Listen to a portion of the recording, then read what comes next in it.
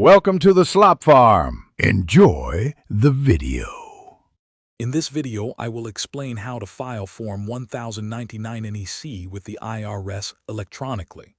First, ensure you have an IRS-approved software or service.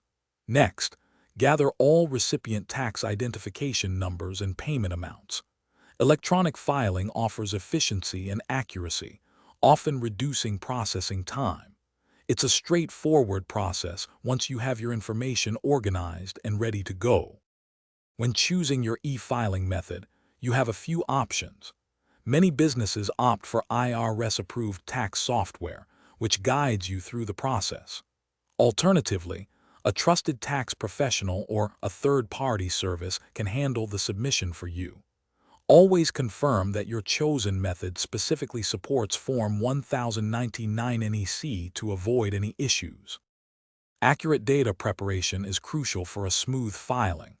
You'll need each recipient's full name, address, and taxpayer identification number, or TIN. Also, meticulously compile all non-employee compensation amounts paid to each individual. Double-check every detail to ensure there are no typos or discrepancies, as errors can lead to delays or penalties. Once your data is prepared, follow your software or service's instructions to upload and submit Form 1099 NEC.